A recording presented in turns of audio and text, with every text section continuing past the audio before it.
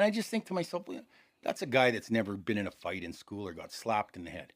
That's right. But in our day, it was okay, and we weren't really worried about stuff. We're all farm kids, and Miles Lawrence and some of these tool pushes, they were pretty tough customers. I think we'll get into some stories with Dennis Hodge. They were all connected to, kind of related. They came from Mustang Drilling. There was a lot of tough love going on with those guys. But you know what? These guys, they worked a different way.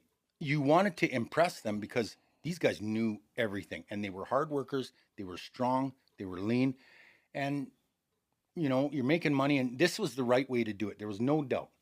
We could go into the Dave Smeltsies and different people, but it was a good way to learn things, and we learned how to work. We learned how to work hard.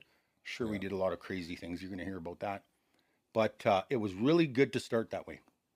And when we worked for those guys, if we mentioned their names, now you would call it a reference. But if you mentioned their names, you were assured a job somewhere else because they knew you were pretty good. Yeah. And we got away with so much. They put a good word in for you when your rig shut down and you needed to get on their rig, and you got to know all these people, and they knew you were a hard worker. They're glad to have you there.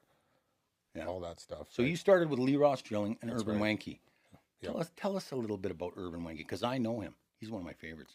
Well, Urban Wanke, he was. I got to give it to him. He was short dude, but really stout and very, very powerful.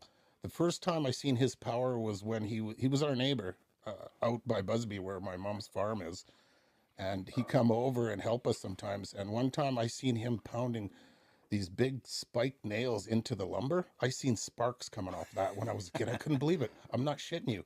Sparks coming off that. This guy's forearms were just massive. Yeah. And then after that, he helped us load up straw up into the attic. He was shooting them up like nothing. Square bales? Yeah, we didn't use an elevator. He was there.